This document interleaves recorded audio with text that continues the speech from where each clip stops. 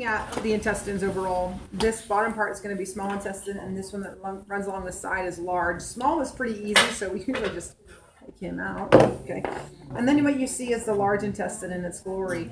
The large intestine at the very, very bottom, you can see. Can everybody see this bottom little tan piece? That's the remnant or the end of the small intestine. So when you open this up, the junction point of small intestine to large is called the ileocecal valve. Okay, that ileocecal valve is where the small intestine dumps its stuff into large. This down here is known as the variform appendix, or just appendix is fine. You guys should know that that has no known function for us. Okay, we can get that removed, no problem. This beginning part then, this very beginning is called the cecum. Okay, it's the beginning portion of the large intestine. If I shut that off, what you have is the ascending colon, and it curves right here at what we call the right or hepatic flexure. It's the curve. Then you have the transverse colon across the top. Then you have the left or splenic flexure on this side. Okay, because the splene's on the left side. And then you have the descending colon, and it creates the sigmoid colon. See how it curves the S up here? It's a sigmoid colon, and that will create then rectum into anus at the bottom. So those are all portions of the large intestine that we're worried about. Then what we're going to do is do these two. I don't know if you want to shut that off and turn that on or not. It's fine. If you want to just quit your video and do the next one. We're going to do the two liver models. I'll do this one first, and then I'll do this histology. This liver model right here on the inside, this is more internal, but when you look at it in the cavity, can everybody see this blue vessel? That's your inferior vena cava. So that sits way to the back. What you see on this side is the big right lobe of the liver, and that's on your right side, as it always is. This portion way up front, 19 right here, is falciform ligament, and that's going to be the ligament, remember, that holds the liver in place, right, from the top to the diaphragm and then on the anterior cavity. We are concerned about these structures inside. We're going to have the round ligament up front, and then you're going to have this big green guy over here, that's the gallbladder. And the gallbladder has a duct called the cystic duct right here. That's going to be the one that allows for bile, which is what's held here, to be ejected to help you digest fat. Now, in all the functions that the liver does, it does a lot of things chemically, but what it mainly does for us, very importantly in digestion, is that it produces bile. Can everybody see all the green vessels in here? All those are bile vessels. And when I talk about them specifically, you're going to have two that you have to name. And before we name those, let's go ahead and teach you the lobes. I'm sorry, I skipped that. So this lobe over here is the right lobe. That's the biggest. That's the right side. This one over here is the smaller. It's the left.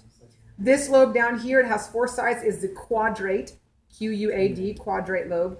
And this one up here is caudate, C-A-U-D-A-T-E. I hate that they did that, but they did. So quadrate, caudate, left and right. So that means these two ducts down here are named for what they're draining. This one over here is the left hepatic duct because it drains the left side of bile. This one over here is the right hepatic duct, as you might imagine, because it drains bile there. They form collectively the common hepatic duct. And when the common hepatic duct meets up with cystic duct, it becomes this duct right here called the common bile duct. Okay, so left hepatic duct, right hepatic duct, common hepatic duct, cystic duct from the gallbladder meets up with this one, common bile duct. Okay, so that's the main liver here. Then we move right into liver histology. This is showing you the liver lobule, or the lobe of the liver. And when you talk about this, this is very, very kind of more histology. And this is a six-sided structure. So there's going to be six of these. 1, 2, 3, 4, 5, 6, as if you had a big hexagon. And this big hexagon would show you that in the very center of each of these would be what we call a central canal. And on the outside is a triad. A triad will be your blood vessels, your bile duct, and then your nerves, your lymphatics. When you look at these whole entire structure, though, I want you to know two things. I want you to know where bile is flowing and where blood is flowing. So on the lab practical, I'll put a 1 and a 2 over here, okay, directionally. I'll say a 1 on this side and a 2 on this side. And I'll say, name which direction blood is flowing. And in this case, blood is flowing from 1 to 2. Blood flows to the central vein. Okay, so blood flows out here. You can see it flowing all the way into the central vein. Bile, though, is being made throughout all this structure, and it flows to the bile duct. So if I have a 1 and a 2 here, bile would flow 2 to 1. Okay, now I may change those numbers, but you just know blood flows to this guy, central vein. Bile flows out to the triad. Good? Now, there's also going to be all these little guys right here. These little brown structures are all called hepatocytes, and they are cells of the liver. That's why they're called hepatocytes, or cells of the liver. and they're making bile for you all the time. They're also the chemical factory that does everything else. As they make bile, they dump them into all these green areas. Those are called canaliculi, and the canaliculi carry them over here to the bile duct. Then you see all the big blue guys. All these are known as sinusoids. Perhaps you remember me talking about sinusoids. I said those are specialized capillaries of the liver. Okay, so they help percolate all that blood and circulate it through. Then up here at this top, what you're looking at, and you can't really see them because they're not drawn in well, but those are showing you Kupffer cells, Kupffer, Kupffer cells.